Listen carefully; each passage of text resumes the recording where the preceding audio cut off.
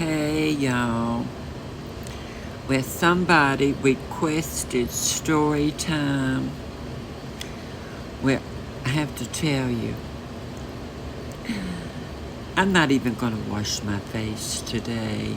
So it's filters or nothing. So here we go.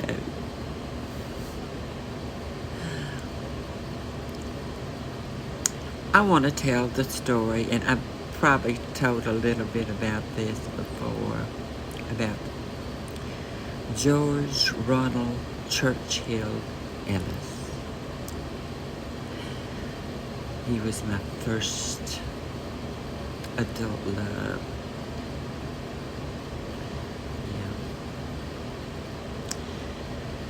Yeah. I met him about 6 months following my full SRS. But during that time, I had started having a good bit of sexual relations. I was healed, and I was enjoying it. I was at the peak of my prime, not even 21 years old. So I was sowing my oats. I was enjoying being young and attractive. I was a member of Charlotte's Beautiful People Club. It's one of those invitation-only kind of clubs. And it had nothing to do with trans people whatsoever. But I got to meet a lot of really nice and attractive men during that time. And I had gotten to the point where I'd had several bad experiences in a row with cute boys. And then came along George Ronald Churchill Ellis. And the night I met him, my roommate came to me and she says, my boyfriend wants to go out to Diamond Gems. He just wants to hang out with some of his friends and drink beer and all that. But, of course, she didn't really trust him. She says, well, if you'll go with him, then I'll tell him he could go. I thought, oh, sure. Because I knew he would buy me whatever drinks I wanted, which I was in a wine drinking mode back then. Oh, this was in 1977.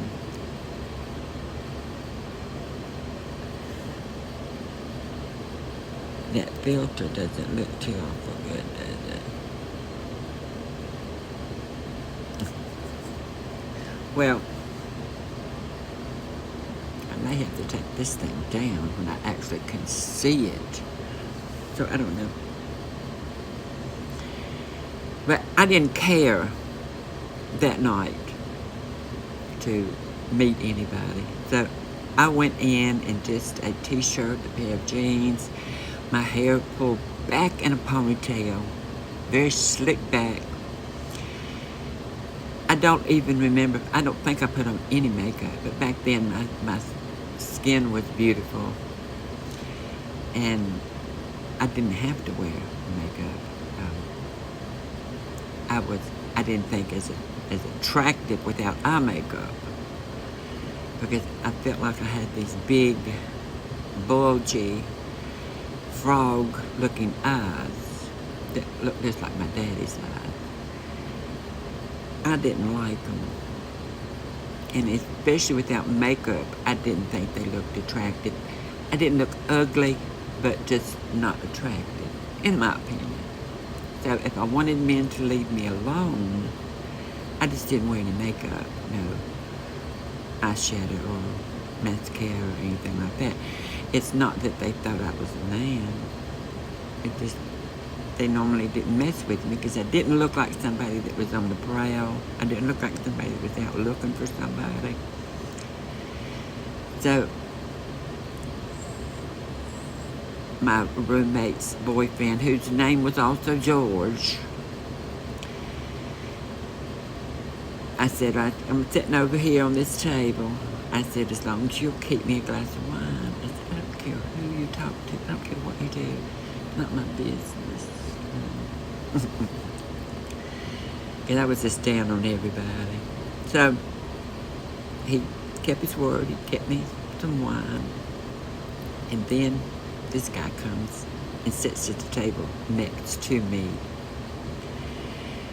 And I looked at him, and then I looked at the guy he was with, and I kind of thought I would like to talk to the guy he was with, because he looked more down to earth, more ordinary kind of person, whereas George looked like, to me, Burt Reynolds. He was good looking, beautiful mustache, dark hair, dark eyes. Yeah, and had that kind of personality. First thing he did was, saying, well, what you drinking? Let me buy you a drink. I said, no, I'm taken care of. Thank you. And then he come back and said, it looks like you need somebody to talk to. I'm going to sit down here and talk to you. I said, no, sir. I said, you go back to your friend. I said, because I'm not here looking to talk to anybody. So as the evening went on, of course, he kept coming back, saying that he really felt like he needed to talk to me. So I let him talk to me for a while. And then when my roommate's boyfriend, George, came over and says, we need to go. We got to go pick up Lynn at work. And so, okay.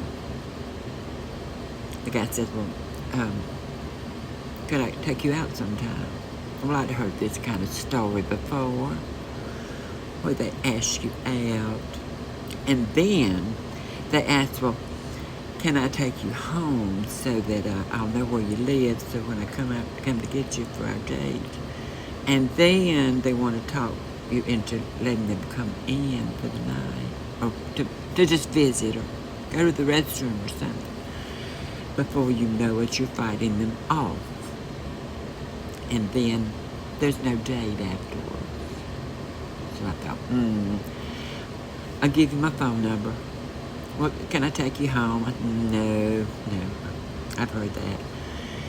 And so I gave him my phone number, and we went and picked up my roommate Lynn. We all went out to eat one of those late night places where they have to serve a full menu all night long. All the end of the bar kind of crowd to be in there. So we just took our time eating, having a good time. And when I was coming in the door at my apartment, the phone was ringing. And it was George Ronald Churchill Ellis. He talked to me until daybreak. I was pretty much smitten with that man. And I decided to date him. And he would take me to these really fun places. A lot of times it was to meet friends of his at different places, couples. And he was the head honcho at Carmel Country Club. So he picked me up one night in his tuxedo and took me to Carmel Country Club for dinner.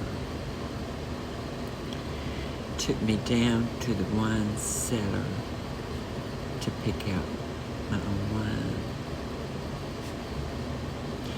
My heart was going pit-a-pat. I was really crazy about the guy. We took it slow. Hey, y'all. It's Diana again. Okay. I wanted to talk a little bit about the filters. Some of you have been extremely nice, telling me that I do not need the filters, and I appreciate y'all. You don't understand how much I appreciate y'all. But on occasion, because I was, and not to sound vain, I was an attractive young woman, and on occasion I do like to still feel attractive. I don't do it on a regular basis. You see, I'm here with no makeup on. I just got back.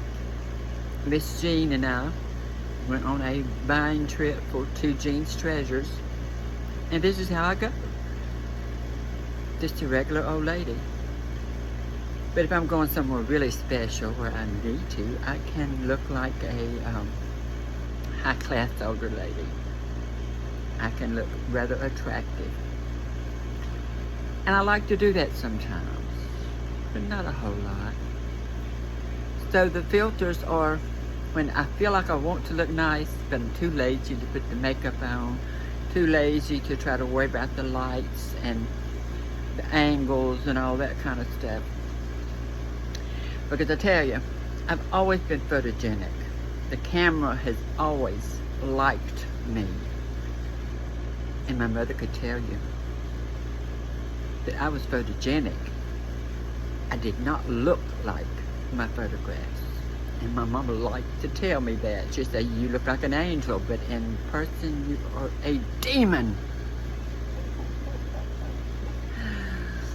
But she did pick at me like that, so that I wouldn't try to be too vain. So that's the reason I do the filters when I want to play. So don't fuss at me if I do the filters, because I enjoy it. Just like sometimes I enjoy dressing up. I sometimes enjoy wearing wigs and makeup, and very rare occasions false eyelashes. But you know, sometimes I like to do that. Sometimes I like to be a sissy girl.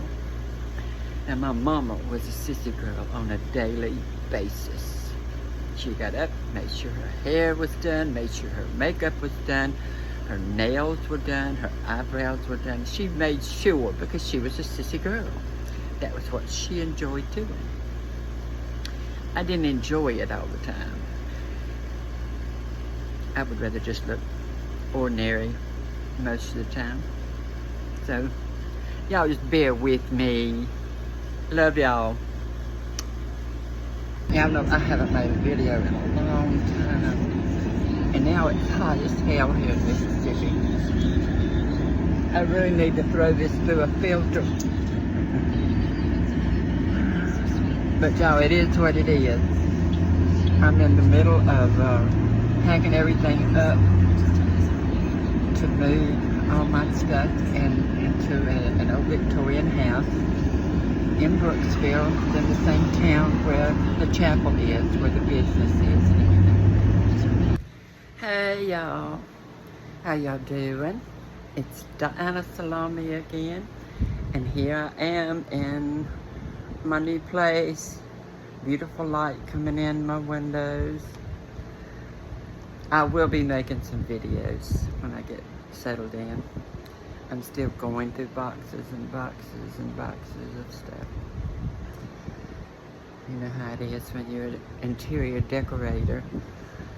You wind up with a lot more than what you really need, but when you're decorating, you don't know what you will need. So I'll have a lot of stuff that I need to get rid of once I get this finished, because I want it to be an art project. Everything just perfect.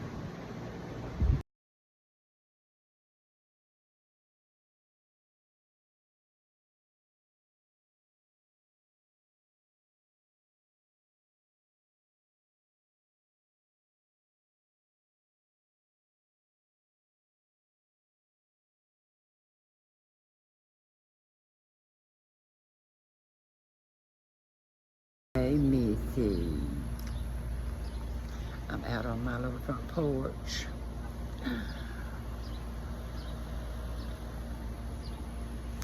Waiting on Miss Helen to come pick me up. I got to go to Macon to get my medication. It is what it is. Love you.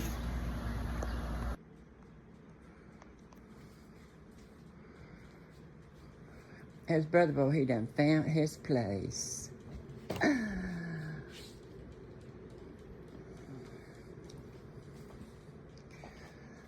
I'm trying to get things set up. You see the babies with me. And there's brother boy. How you like your new place? I said I was going to hang the Lady Godiva.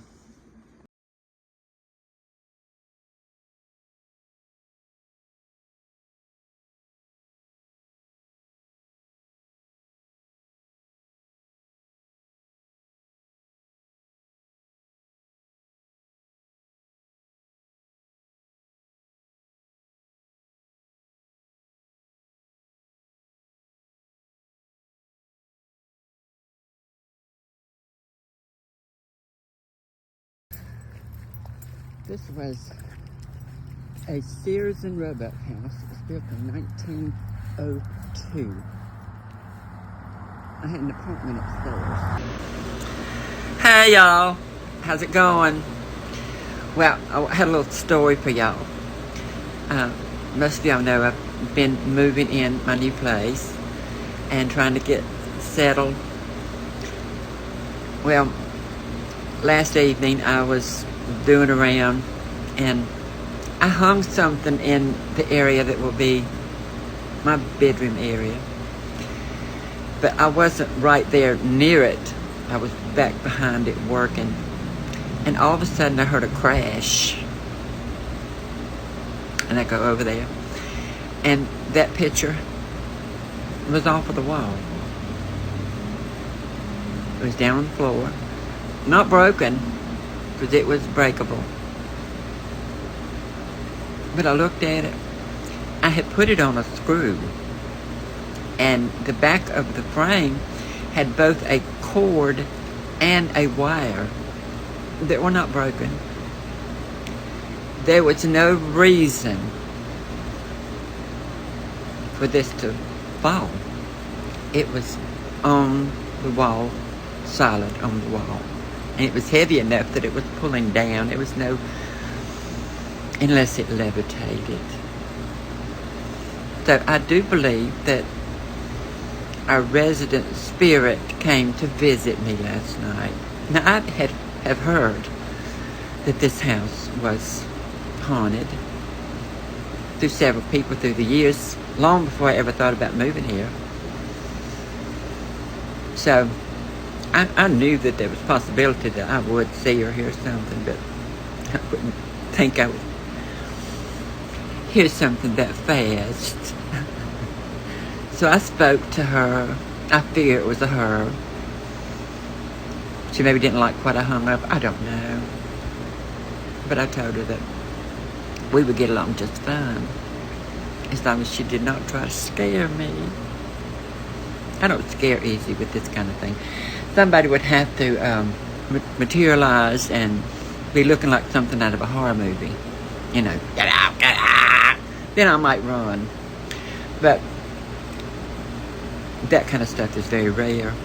You've got a lot of these other little things, you know, footsteps, and you hear things. But this is a big thing, a levitation, to come up and off of a screw. Now this is something I cherish, so I know I had it secure on that wall. So what do y'all think? So we'll have to name her later on. Maybe we can find out who she is. Okay. Y'all have a good one.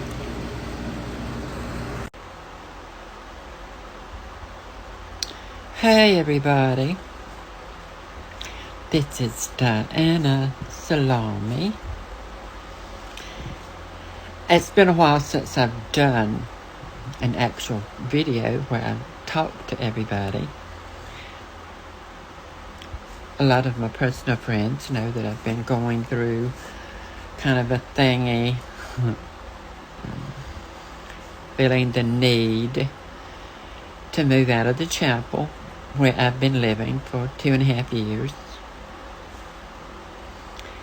Too much of a good thing, I think. Too much in the same space all the time.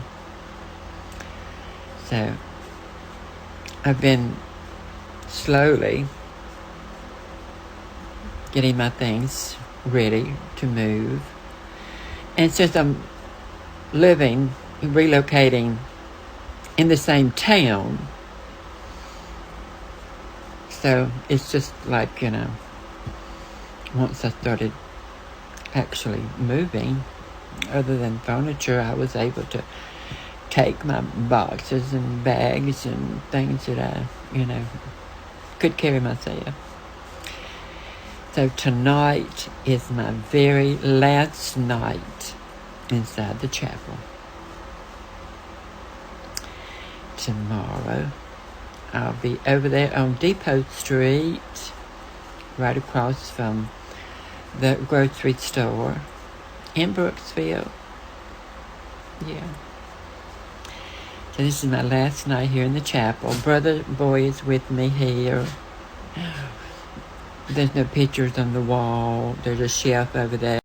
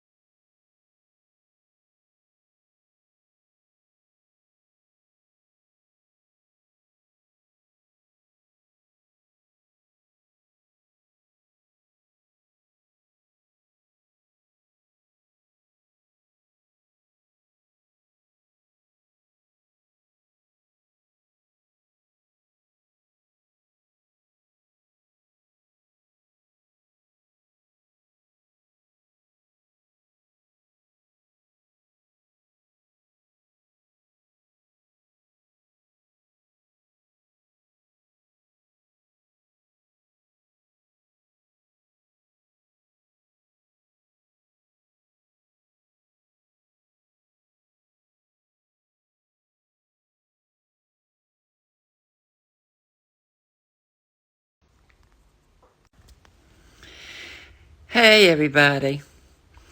I'm going to try this for the third time.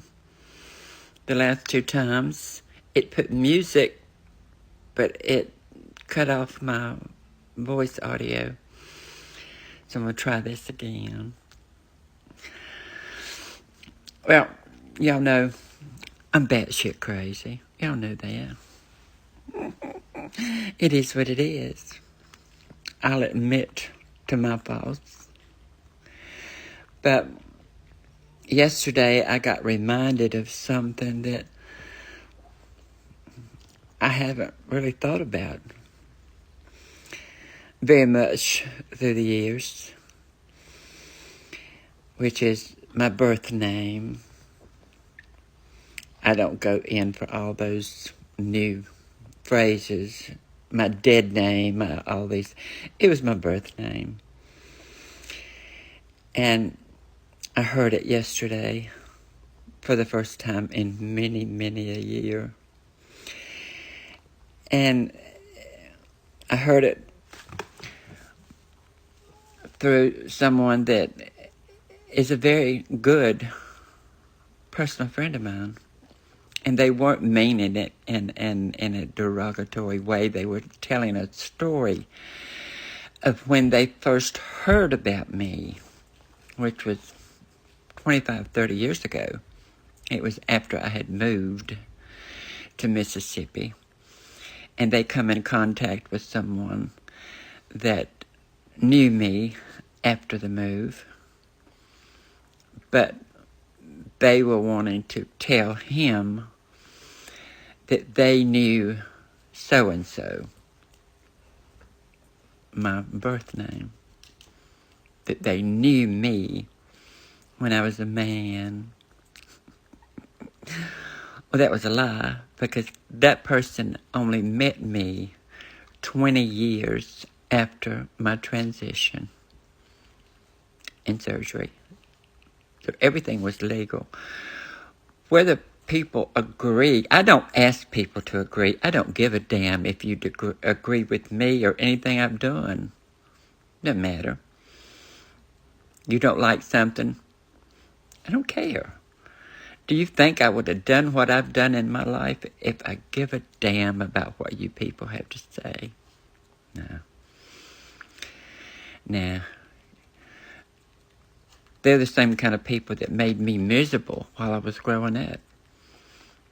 It had to make me feel like I was less than, and it would all be while using that name.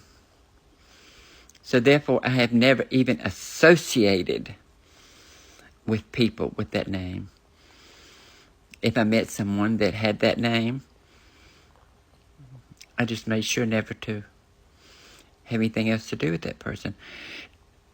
Mainly because I just didn't want to hear it. I did not want to be reminded of it.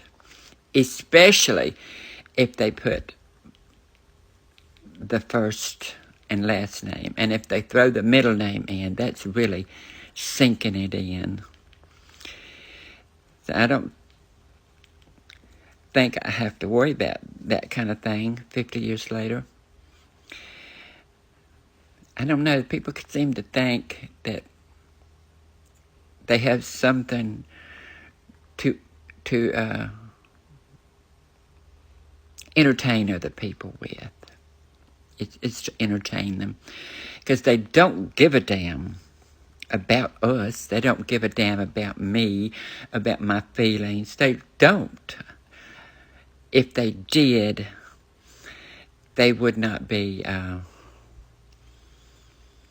using things like that in such a negative way. But the one thing that they do always put in is my legal name and my legal sex, regardless of what they like or agree with. They know that I'm legally Diana. I'm legally named Diana, and I'm legally a female. And that bothers people, because you can't control things.